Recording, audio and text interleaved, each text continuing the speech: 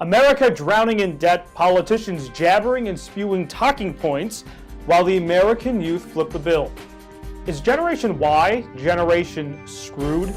An expose on Washington, D.C., its impacts on American millennials' future, and what they're doing to make their voices heard. You are on the line. And welcome to a special edition of Punchline on the Tea Party News Network, everyone. I'm Vandon. We're on location at CPAC, hosted by the American Conservative Union. Obviously a huge event, but the other problem is they don't have jobs. They can't get jobs because of that Great Recession. The economy has been slowly recovering. I guess you could call it a bit of a recovery, but that hasn't been a recovery for us youth. Youth Yes. Unemployment numbers were at 16-point-something% when you adjusted for the labor workforce. It's actually 23.9%. So rather than Johnny going out there and getting his full-time job in being a scientist, he has a part-time job at Starbucks if he's lucky to get one, and people say, I want a grande latte. Right, we're going to go from sports to science. This is a kind of an exciting story. I feel like Bill Nye the Science Guy talking about this one. So this is about Europe's Rosetta probe. It's a spacecraft that was sent out, launched out into space quite some time ago, over 10 years ago, believe it or not.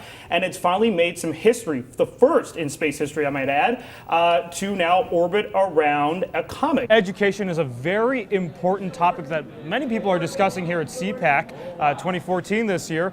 Obviously, I'm interested in that as well because I'm still a student. We're here now with David Pattinson. He started David Pattinson's American Future. How you doing? I'm going to take a contrarian view here. Yeah, please. It's good. Let's do that. It's good to have that every once in a while. She did the media runs a little while ago going on Fox News and saying, well, I can understand why Benghazi is actually an issue, why people want to talk about it and investigate the situation. So distancing herself from her time as Secretary of State and also with the president is vital. But that shows how great of a political power Hillary Clinton really is. She knows how to, be in bed with the Obamas at one point in time to get a new job, and then after when she leaves there, knowing she'll be running for president in 2016, she says, well, hang on a second.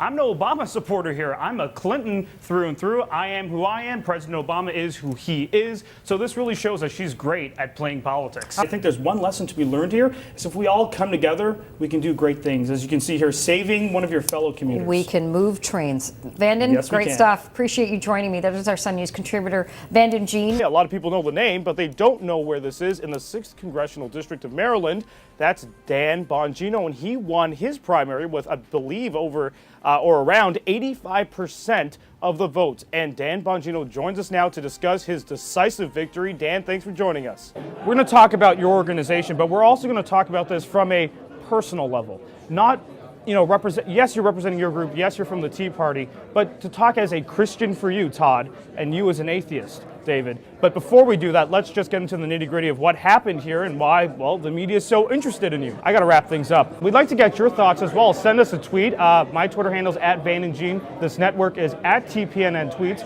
Your Twitter handle was at Mr. Atheist Pants. And then Todd Seferati, his Twitter handle is @Todd Seferati. So, send us a tweet. We'd love to hear from you. Again, live from the floor at CPAC, a very interesting conversation, something that you're going to be hearing a lot from the media as well. But until next time, I hope you tune in to another edition of Punchline on the Tea Party News Network. I'm Vandon, signing off here at CPAC.